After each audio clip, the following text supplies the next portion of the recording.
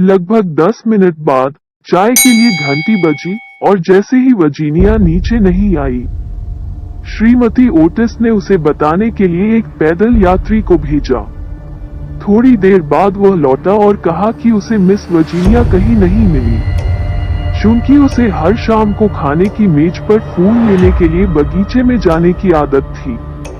Shrimati Otis पहले तो बिल्कुल भी नहीं घबराई, लेकिन जब 6 बज गए और वर्जीनिया नहीं आई तो वो बन गई वास्तव में उत्तेजित और लड़कों को भेजा उसकी तलाश करने के लिए, जबकि उसने खुद और मिस्टर ओटिस ने घर के हर कमरे की तलाशी ली।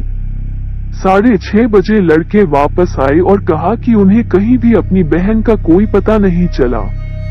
वे सभी अब सबसे बड़ी उत्तेजना की स्थिति में थे और नहीं जानते थे कि क्या करना है, जब मिस्टर ओटिस को अचानक याद आया कि कुछ दिन पहले उन्होंने जिप्सियों के एक बैंड को पार्क में डेरा डालने की अनुमति दी थी।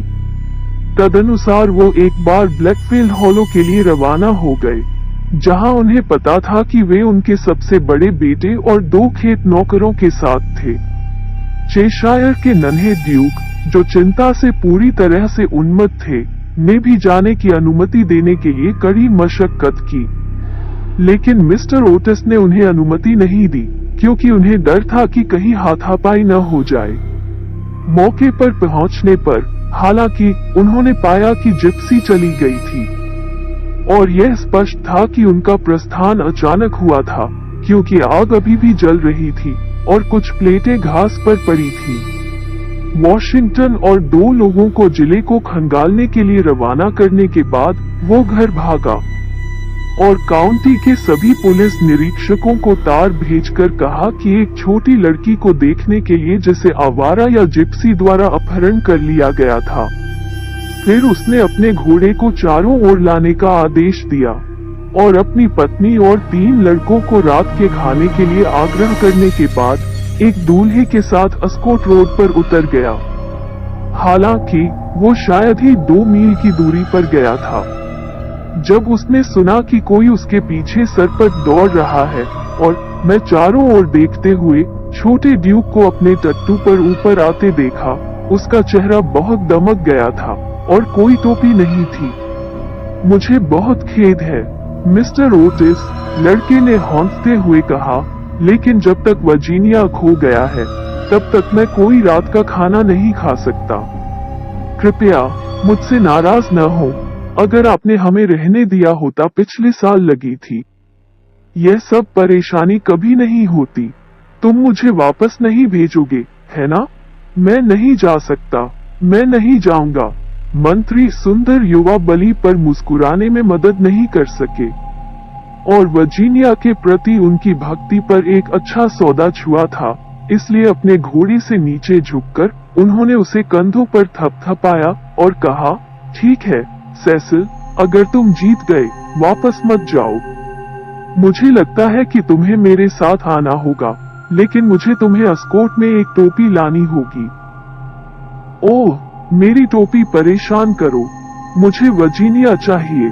छोटे ड्यूक रोए हंसते हुए और वे रेलवे स्टेशन पर सरपट दौड़ पड़े। वहां मिस्टर ओटिस ने स्टेशन मास्टर से पूछा कि क्या वर्जीनिया के विवरण का उत्तर देने वाला कोई भी प्लेटफॉर्म पर देखा गया था, लेकिन उसकी कोई खबर नहीं मिली।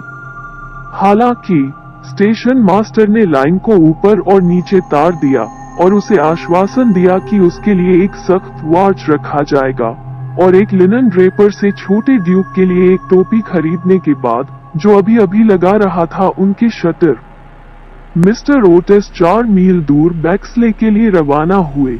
उन्हें बताया गया कि यह जिप्सियों का एक प्रसिद्ध अड्डा था, क्योंकि इसके बगल में एक बड़ा आम था।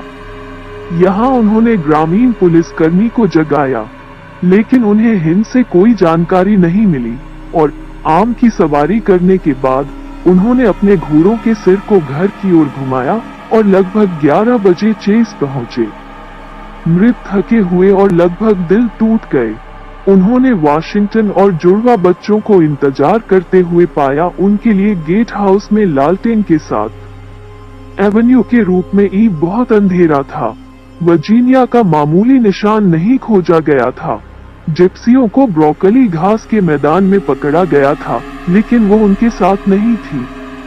और उन्होंने यह कहकर अपने अचानक प्रस्थान की व्याख्या की थी कि उन्होंने चोर्टन फेयर की तारीख को गलत समझा था और डर के कारण जल्दी में चले गए थे कि उन्हें देर हो जाएगी। वास्तव में वे वर्जीनिया के लापता होने के बारे में सुनकर काफी व्यथित थे, क्योंकि वे मिस्टर ओटिस के बहुत आभारी थे कि उन्होंने उन्हें अपने पार्क में शिविर लगाने की अनुमति दी थी और उनकी संख्या में से 4 खोज में मदद करने के लिए पीछे रह गए थे।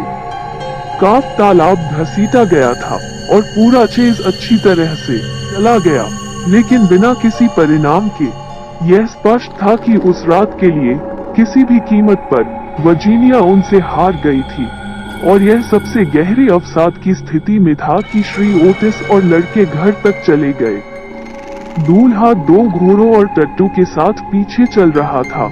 हॉल में उन्हें डरे हुए नौकरों का एक समूह मिला और पुस्तकालय में एक सोफे पर लेटी हुई श्रीमती ओटिस लगभग उसके दिमाग से डर और चिंता से बाहर थी, और उसके माथे को पुराने हाउसकीपर द्वारा ओ डे कोलोन से नहलाया गया था।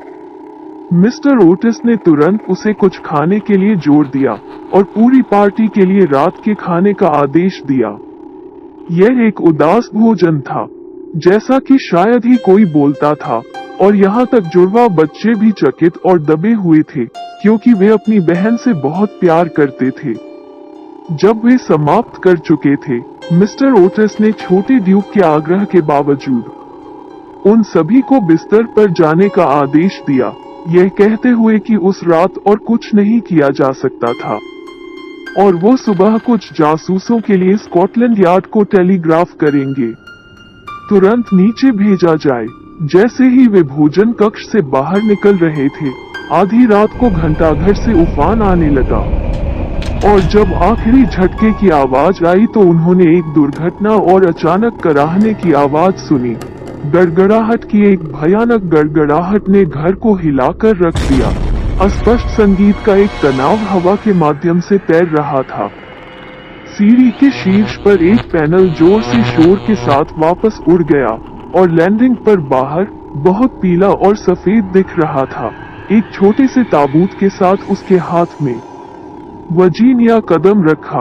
पल भर में वे सब उसके पास दौड़े चले आए। श्रीमती ओटिस ने उसे पूरी लगन से अपनी बाहों में जकड़ लिया। ड्यूक ने उसे हिंसक चुंबनों से दबा दिया, और जुड़वा बच्चों ने समूह के चारों ओर एक जंगी युद्ध नृत्य को अंजाम दिया। अच्छे स्वर्ग बच्चे, तुम कहाँ हो?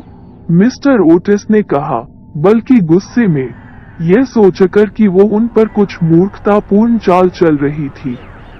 सेसिल और मैं आपकी तलाश में पूरे देश में सवारी कर रहे हैं, और आपकी माँ मौत से डर गई है। आपको ये व्यवहारिक चुटकुले कभी नहीं खेलना चाहिए, भूत को छोड़कर, जैसा कि वे के बारे में शरारत। मेरे अपने प्रिय, भगवान का शुक्र है कि तुम मिल गए। तुम्हें फिर कभी मेरा साथ नहीं छोड़ना चाहिए, बड़बड़ाया। चट लैंडिंग पर कदम रखा वर्जीनिया श्रीमती ओटिस के रूप में उसने कांपते बच्चे को चूमा और उसके बालों के उलझे हुए सोने को चिकना किया। पापा, वर्जीनिया ने कहा, चुपचाप। मैं भूत के साथ रहा हूँ। वो मर चुका है और तुम्हें आकर उसे देखना चाहिए। वो बहुत दुष्ट था, लेकिन उसने जो कुछ किया उसके लिए उसे वास्तव में खेद था, और उसने मुझे सुंदर गहनों का यह बक्सा दिया।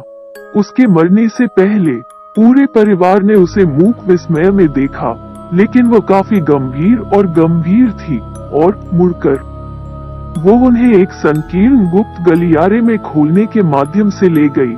वॉशिंगटन एक जलती हुई मोमबत्ती के साथ पीछा कर रहा था, जिसे उसने पकड़ा था मेज से ऊपर। अंत में वे एक महान ओक के दरवाजे पर आए, जिसमें जंग लगे नाखून लगे थे। जब वर्जीनिया ने इसे छुआ तो यह अपने भारी टिका पर वापस आ गया, और उन्होंने खुद को एक छोटे से निचले कमरे में पाया, जिसमें एक गुंबददार छत थी और एक छोटी जालीदार खिड़की। दीवार में लगी एक विशाल लोहे की अंगूठी थी, और इसके लिए एक कठोर कंकाल था जो पत्थर के फर्श पर पूरी लंबाई में फैला हुआ था, और ऐसा लगता था कि अपनी लंबी मांसहीन उंगलियों के साथ एक पुराना पकड़ने की कोशिश कर रहा था। जमाने इस पर जंजीर से बंधा हुआ एक मोटा कंकाल ट्रेंचर था और जो उसकी पहुंच से ठीक बाहर रखा गया था।